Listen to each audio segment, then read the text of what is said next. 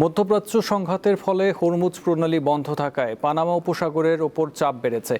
বিপুল পরিমাণে জাহাজ আটকে পড়েছে এই চ্যানেলে। শত শত বাণিজ্যিক জাহাজ, পালতোলা নৌকা এবং ব্যক্তিগত প্রমোত্তরী ট্রানজিটের অপেক্ষায় রয়েছে। পারাপারের সুবিধা পেতে আগে থেকে দিতে হচ্ছে বুকিং, নিলামেও মিলছে ট্রানজিট সুবিধা।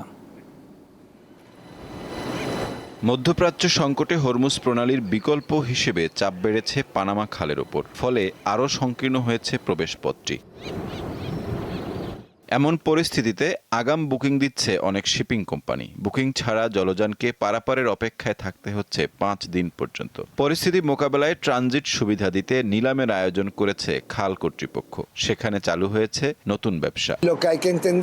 এখন যেটা বদলে যাচ্ছে তা হলো বিভিন্ন রকমের বাড়তি আয়। এর ফলে খেলার নিয়মই বদলে যাচ্ছে। শিপিং কোম্পানিগুলো এখন আর শুধু পণ্য পরিবহনের দিকেই নজর দিচ্ছে না, তারা পরিবহন, বন্দর ও তথ্যের ওপর সমন্বিত নিয়ন্ত্রণ প্রতিষ্ঠা করার চেষ্টা করছে।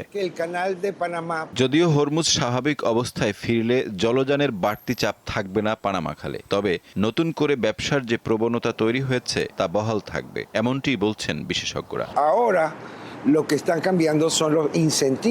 যখন হরমুজ স্বাভাবিক হয়ে যাবে, আজকে যে পরিমাণ জাহাজ পানামা দিয়ে চলাচল করছে সেটি কমবে। তবে এই যে প্রবণতা তৈরি হলো, যার কথা আমি বলছি, সেটা বহাল থাকবে এবং তারও একটা কাঠামোগত পরিবর্তন হয়ে নতুন কিছু একটা হবে।